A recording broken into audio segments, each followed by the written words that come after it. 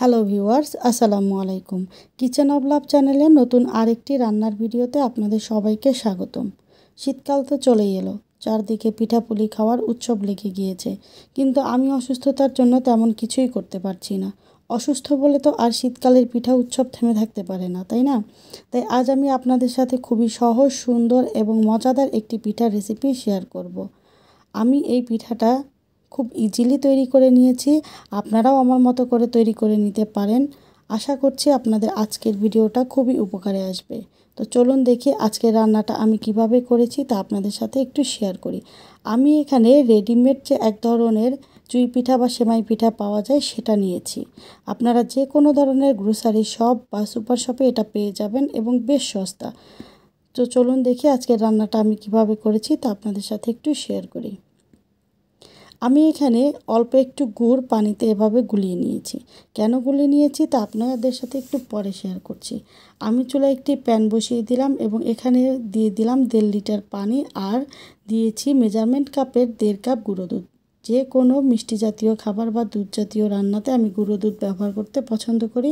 আমার এর ফ্লেভারটা ভালো লাগে। যদি আপনারা চান এখানে গরুর দুধ ব্যবহার করতে পারেন।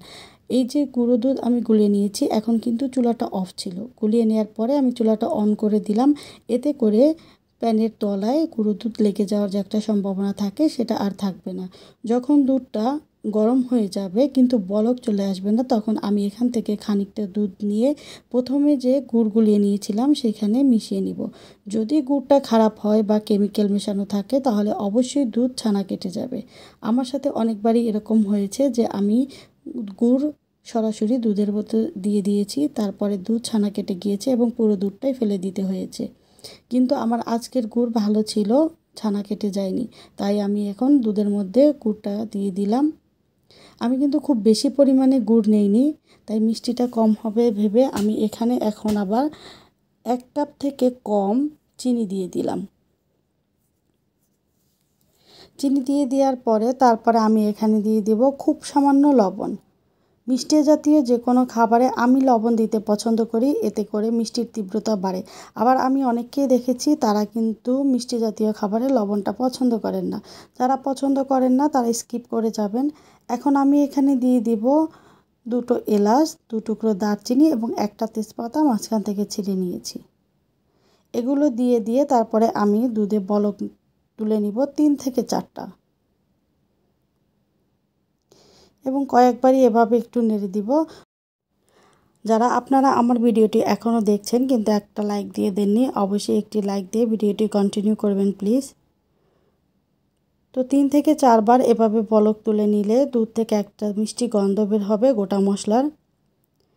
তো যখন গোটা মশলা থেকে সুন্দর একটা গন্ধ বের হবে তখন আমি এখানে দিয়ে দিব প্রথমে যে আমি সেমাই পিঠা দেখিয়েছি সেটা। সেমাই পিঠাগুলো দেওয়ার পরে কিন্তু অবশ্যই অনবরত নেড়েচেড়ে দিতে হবে, না হয়তো নিচে থেকে লেগে যাবে অথবা সেমাই পিঠাগুলো দলা পেকে যাবে। আর যদি একবার দলা পেকে যায় তাহলে এটাকে কিন্তু আর আলাদা করা যায় না এবং সেটা খেতে কোনোভাবেই আর ভালো লাগে না। আমি এভাবে চুলার আঁচটাকে লো টু মিডিয়ামের মাঝামাঝি রেখে 3 মিনিটের মতো রান্না করে নিব।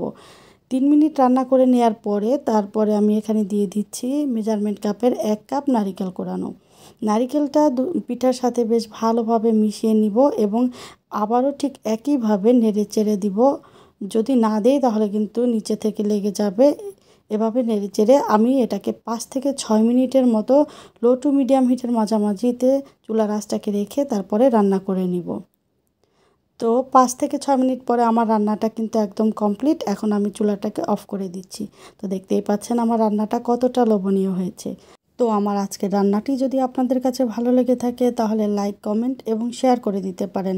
আর নতুন বন্ধুরা সাবস্ক্রাইব করে পাশে থাকা বেল আইকনটি অন করে দিবেন, এতে করে আপনারা আমার সকল ভিডিও সবার আগে পেয়ে যাবেন।